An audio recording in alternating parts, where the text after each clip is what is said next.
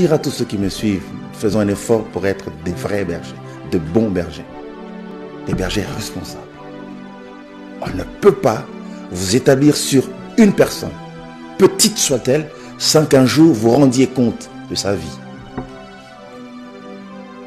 Lorsque quelqu'un dépend entièrement de vous, tout ce qui lui arrive repose sur vous. Vous répondez sur sa vie. Donc je voudrais que nous puissions savoir qu'il ne suffit pas de courir pour avoir des responsabilités. Il ne suffit pas de se précipiter, de bousculer tout le monde pour être responsable. Une fois que vous êtes établi responsable, vous avez un compte à rendre. Il ne faut pas vous marier parce que vous voulez vous marier. Vous devez prendre soin de votre épouse et respecter votre épouse. Sinon, vous rendrez compte de la façon dont vous l'aurez traitée. Il y a des gens qui n'ont pas compris, qui sont parents, qui sont papas, pour aider les enfants, pour les aimer, pour les accompagner dans leur vie jusqu'à ce qu'ils atteignent la majorité et qu'ils deviennent à leur tour aussi des bergers. Mais tant qu'ils sont encore des brebis sous votre responsabilité, vous répondrez de leur vie. N'est-ce pas?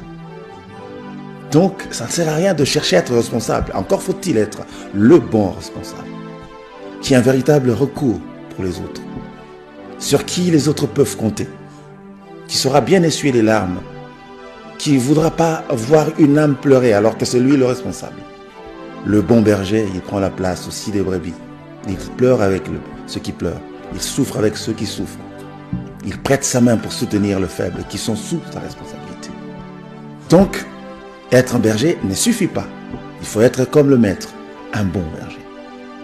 Il ne faut pas taper vos petits frères parce que vous êtes nés avant eux. Non, il faut les aimer. Il faut bien les encadrer. C'est ça le sens de responsabilité. Malheureusement, on ne voit pas ça, on ne trouve pas ça parmi les hommes. Lorsque nous allons lire les passages, vous comprendrez que les hommes sont mauvais. Et je comprends pourquoi un jour Dieu a regretté d'avoir créé les hommes. La Bible dit Dieu se repentit. Certainement, il a dit, qu'est-ce qui m'a poussé à créer ces gens? Parce que lorsque l'homme veut te montrer ce qu'il est, tu regrettes de l'avoir rencontré un jour.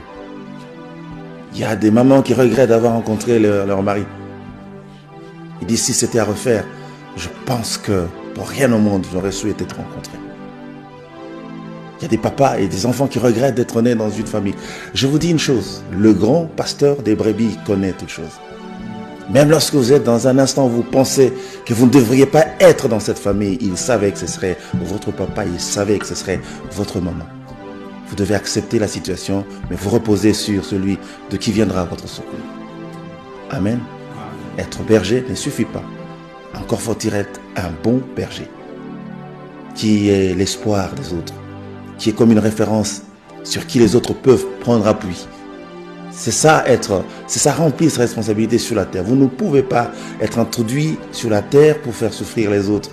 Non, vous n'êtes pas un bon berger. Ça vous rattrapera même dans l'éternité. Croyez-moi.